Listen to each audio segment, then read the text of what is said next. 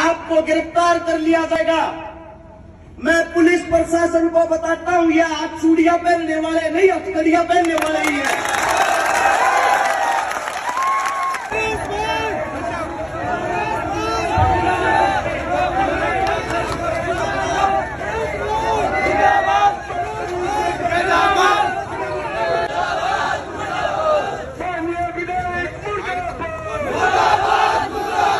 अरे सितारा जिंदाबाद, इनकलाब जिंदाबाद, अरे सितारा जिंदाबाद, समाज सेवी एकता जिंदाबाद। सबसे पहले हरियाणा से आए हरस शिकारा की, जो यहाँ मेरा परिवार बैठा है, अगर मेरी जुबान में बोले आप सभी के चरणों में राम राम, आपकी जुबान में बोले अस्सलाम वालेकुम।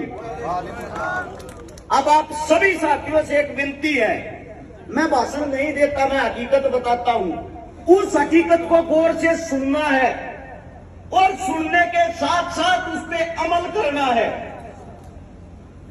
राजस्थान पुलिस की आज चेतावनी थी, अगर आप राजस्थान में आए आपको गिरफ्तार कर लिया जाएगा। मैं पुलिस प्रशासन को बताता हूं, ये आप चूड़ियां पहनने वाले नहीं, हथकड़ियां पहनने वाले ही हैं। दूसरी बात, जो हमारी पुलिस प्रशासन है वो हमारे इन्हीं बुजुर्गों के बेटे, इन्हीं बुजुर्गों के बच्चे हैं। कम से कम अपने परिवार, अपने काका ताऊ की इज्जत और मान सम्मान करना चाहिए, क्योंकि जो सरकार है, सरकारें आएंगी जाएंगी, आपके पिता काका ताऊ यही रहेंगे। ये समाज इनसे है, सरकार से नहीं। राजस्थान की जब राजनीति देखता हूं मुझे हंसी आती है। ऐसा लगता है जैसे जीता साड़ी का खेल चल रहा। पहले साड़ी ने आपको 5 साल लूटा और कहा जीजा जी कुर्सी पे आइए, अब आप लूटिए। मैं आप सभी साथियों को बता देता हूं, लड़ाई लड़ने से पहले यह पता होना चाहिए लड़ाई जीती कैसे जाती है। क्योंकि आप बार बार कहते हो बात करने के लिए बुला रहे हैं, बाप जी बात करने के लिए बुला रहे हैं। हम जो पट्टे की बात कर रहे हैं, अगर हमें लड़ाई लड़नी आ गई, बाप जी के गले में पट्टा घाल के इस चौक पे हमले करेंगे। वो नहीं है बाप जी, किसने बनाया, किसके दम पे बना है? आप लोगों के दम पे। लेकिन मुझे बड़ा दुख है, इस परिवार को अपनी ताकत का अंदाजा नहीं। आप सभी को बता देता हूं, कम से कम अपने बुजुर्गों को याद कर लो, आप लोगों को अपनी ताकत का अंदाजा हो जाएगा। जब शहीद आजम भगत सिंह, चंद्रशेखर, पंडित राम प्रसाद बिस्मिल, अशफाक उल्लाह, जिनका भी जिक्र था, छोटी छोटी बातें बताता हूं। जिस वक्त जनेऊ धारण करे हुए थे चंद्रशेखर, भगवान के नाम लेते थे, भगत सिंह पिस्टल निकाल के खड़ा हो जाता था। कभी पीछे से कोई गोरा लोग मेरे भाई पे पीछे से हमला ना करते। जिस वक्त अशफाक उल्लाह 5 वक्त की नमाज अदा करते थे, पंडित राम प्रसाद बिस्मिल बंदूक तान के खड़ा हो जाता था, मेरे भाई पे हमला ना हो गया। जब दोनों जेल में एक साथ का कोरी कांड में बंद थे, आप सभी को बता देता हूं, पुलिस प्रशासन गिरफ्तार करने के बाद हलवा नहीं झूठ देती है। और उस राम प्रसाद बिस्मिल का 2 वक्त का भगवान का नाम लेने का जब टाइम होता था, उस टाइम उसको जानबूझ के परेशान करती थी पुलिस प्रशासन, गोरे लोगों की, अंग्रेज। उस वक्त अशफाक उल्लाह के खड़ा होकर ये कहता था, मेरे भाई का भगवान को याद करने का टाइम है, इसके नाम का अगर आप लोगों को टॉर्चर करना है, मुझे पीटना तो मुझे प्रताड़ित करो, मेरे भाई को नहीं। जब अशफाक उल्लाह उस थाने में, उस जेलों में 5 वक्त की नमाज अदा करता था, उसके नाम का राम प्रसाद बिस्मिल कपड़े निकाल के पीटता था। यह होता था हिंदू मुसलमान का भाईचारा। तुम्हारे बीच में आ गए अंग्रेजों का जूठा खाने वाले लोग। 2 भाई एक ने कांग्रेस को पैदा कर दिया, एक ने बीजेपी को, और दोनों ने कसम खा ली, अंग्रेजों का झूठा खाया हुआ था। गुरुजी, गोरे अंग्रेजों आप चले जाओ, आपके सारे गुण हमने ले लिए, हिंदू मुसलमानों की लड़वा के बैंड बजवाने का काम हम करते रहेंगे। एक वक्त आप लोगों को बताता हूं, आप लोगों के दिल कांप जाएंगे, गारंटी देता हूं। लुधियाना के अंदर जब 1857 की क्रांति हुई, आप सभी साथी गौर से सुनना, आवाज नहीं आनी चाहिए। वहां का एक बहुत बड़ा सूफी संत था जिसका नाम था अब्दुल कादिर लुधियानवी। जो शाह अब्दुल कादिर लुधियानवी था, सबसे पहली लड़ाई उसने छेड़ी, मैं अपने जीते जी कोई मंदिर, कोई मस्जिद, कोई हिंदू, कोई मुसलमान टूटने और मरने नहीं दूंगा। वो जब लड़ाई शुरू हुई, आप सभी साथियों को बता देता हूं, उस वक्त संत साहब की उम्र 66 साल थी। 66 साल में आप लोग बुजुर्ग हो जाते हो।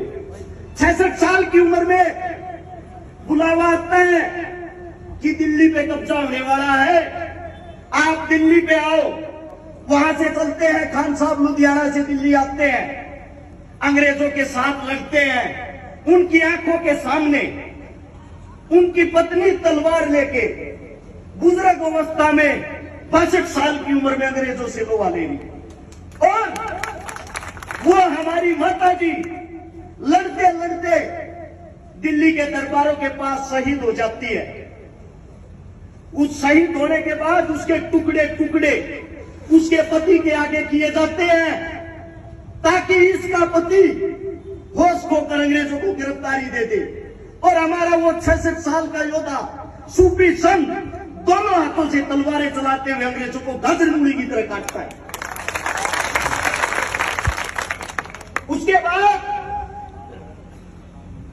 उसके बाद वापिस आके लुधियाना को संभालता, अपनी पत्नी की लाश को नहीं, उसकी पत्नी की जो लाश है उसको ताबूत में ऐसे टुकड़े इकट्ठे करके कहीं से पैर उठाया, कहीं से हाथ उठाया, उसको यही मिट्टी दी जाती है दिल्ली के अंदर फतेहपुर।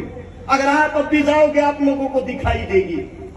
और यहां से जाकर 1860 में लुधियाना के अंदर हमारे उस सूफी संत का शरीर पूरा हो जाता है। अब तो उन्हीं का एक पड़पोता था हबीबुर रहमान। जब भगत सिंह ने असेंबली में बम फेंका, भगत सिंह के परिवार को, भगत सिंह की मां को, भगत सिंह के भाई को कोई फना देने वाला नहीं था। उसी के वंशज उस हबीबुर रहमान ने कहा, ए भगत, अगर तुझे उंगली भी लगेगी इस खान साहब के जिस्म को छू के लगेगी, ये घर तेरा है, यार है।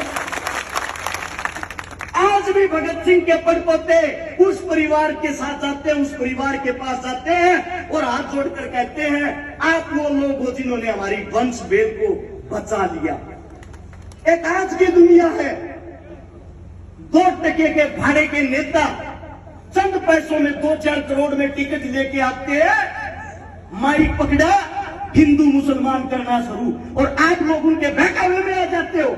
सबसे पहले जो आप लोगों के अंदर ये दूरी बनी हुई है, इसको खत्म कर लो। आपको हराने वाला इस धरती पे कोई नहीं है। और लड़ाई की बात आती है, अब लगभग, अगर मैं यहां देख रहा हूं, लगभग 3000-4000 साथी होंगे। आप सभी साथियों को कहता हूं, अगर एक जवान बच्चे का झगड़ा हो जाए, फोन करके 1 मिनट में 10 साथियों को बुला देता है। और ये तो झगड़ा आप सबका है। मैं आप सबसे कहता हूं, यही बैठे बैठे फोन मिलाओ अपने यारे प्यारे रिश्तेदारों के पास और उनको कहो, आज हमें आपकी जरूरत है। मैं गारंटी देता हूं, अगर आप 10-10 आदमियों को बुलाते हो, 30-40 हजार आदमियों की संख्या यहां सुबह हो जाएगी। और जो आपका बाप जी है, वो खुद पट्टा पहन के रेंगता हुआ यहाँ आएगा। और रही बात डराने की, धमकाने की, मैं गहलोत रोज सरकार को बता देना चाहता हूं, हमारे बुजुर्गों को पहचान लो। इन्होंने आप लोगों की तरह अंग्रेजों का जूठा नहीं खाया। इन्होंने जहां से मिट्टी उठाओगे वहां से इनके बलिदान की खुशबू आएगी। इस मिट्टी के लिए हमने अपना रक्त बहाया है। और जो कहते हैं हरियाणा से आए हर्ष शिकारा को रोक लो, गिरफ्तार कर लो, उनको भी एक बात बता देना चाहता हूं, जब तक मेरे बुजुर्ग आंदोलन करेंगे, जहां इनके पसीने की एक बूंद पड़ेगी वहां हर्ष शिकारा अपना खून बहा देगा। और अगर आप लोगों को पहला फुसला कर कोई बुलाता है, दरबारों में आओ, घर पे आओ, समझौता करेंगे, बातें करेंगे, कोठों में बातें वैश्या करती है, मर्द नहीं। अगर बात करनी है छाती से छाती लगाकर हमारे बीच में आकर यहां करो, क्योंकि राजा हम हैं, तुम नहीं। और जो बार बार धमकी देते हैं हमें, ये हिंदू मुसलमान, हिंदुओं को निकाल दो, मुसलमानों को निकाल दो, इनको काट दो, उनको काट दो, मैं दोनों पार्टियों के जो लावारिस औलादे उनको बता देना चाहता हूं, हिंदुस्तान हमारा है, तुम्हारे बाप का नहीं। अब आप लोग देख लो, अगर आप लोग सच्चे मुसलमान हो, अगर आप लोग सच्चे हिंदू हो, अगर आपकी रगों में सच में हिंदुस्तानी होने का खून दौड़ रहा है, यहां ये संख्या, ये सर सुबह के वक्त हमें 10 गुना ताकत में दिखने चाहिए। चाहे आप घर जाओ, गाड़ी, ट्रेली, बाइक जिसके पास जो है वो करो, या यहां बैठ के सबके पास फोन करो। अगर 10-10 आदमी जोड़ने में आप कामयाब हो गए, समझो अगले 12 घंटे के अंदर नतीजा आपकी तरफ होगा। अब आप लोगों को फैसला करना है, आपको आंदोलन कितनी देर में खत्म करना है। अगर आपकी ये जीत हो गई, मैं वादा करता हूं भविष्य में आपको हराने की कोई कोशिश नहीं करेगा। आंदोलन जीतने से पहले आंदोलन लड़ना सीखो। रही बात गिरफ्तारी की, अगर पुलिस प्रशासन किसी एक को उठाती है, उसी वक्त थाने में जाके 1000 बैठ जाओ और कहो हमें भी बंद करो। हम भी देखना चाहते हैं, हम भी देखना चाहते हैं गिरफ्तारी देने वाले कम है या जेलें छोटी पड़ जाएंगी। आप सभी को बता दे रहा हूं, राजस्थान के अंदर इतनी जेल नहीं कि आप सबको बंद कर सके, और जब आपसे भी 10 गुना ज्यादा होंगे, ये कहां बंद करेंगे। इन बेचारों को तो अपनी ड्यूटी पूरी करनी है। मैं हाथ जोड़ के पुलिस प्रशासन से विनती करता हूं, हम आप लोगों का मान सम्मान इज्जत करते हैं, कृपया सरकार के बहकावे में आके झूठी दोष हमें ना दे, क्योंकि सरकार पट्टा लिखवा के नहीं आई। हर 5 साल बाद कोई राजा और होता है। इसलिए इस देश का अगर कोई असली राजा है, वो है हिंदुस्तान का जवान और किसान, और आप उसी किसान के पुत्र जवान हो। हम आपका सम्मान करते हैं, आप लोगों को हमारा सम्मान करना चाहिए। और इस लड़ाई में हमें पता है हमारा साथ नहीं दे सकते, लेकिन कम से कम डराने की कोशिश तो ना करो।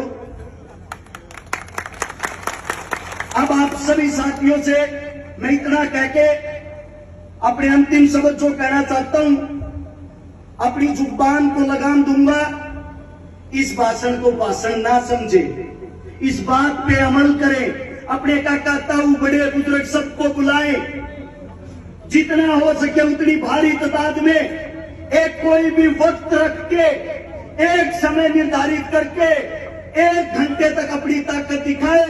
वादा करता हूं 61 मिनट में आप लोग जीत जाओगे। और जब भी आप बुलाओगे, जब तक ये शरीर जिंदा है, ये सांसें जिंदा है, झूठी बात में झूठी जुबान कभी नहीं करता। जिस वक्त बुलाओगे, आपका बच्चा, आपका बेटा शीश झुकाते हुए आपके बीच में मिलूंगा। आप सभी साथियों ने इतने गौर, इतने प्यार से मेरी बातें सुनी, आप सभी के चरणों में नमस्कार। और एक जोरदार नारा उस पट्टे वाले बाप जी के घर तक पहुंचना चाहिए। हम सब एक हैं का नारा मैं बोलूंगा, हम सब, आप बोलोगे एक हैं। तैयार हो? हम सब, हम सब, इंकलाब जिंदाबाद, इंकलाब जिंदाबाद। धन्यवाद आप सभी का। आपके चरणों में नमस्कार। शुक्रिया साथी, हमारी इस लड़ाई को आपने मजबूती दी, आपने हमें हौसला दिया।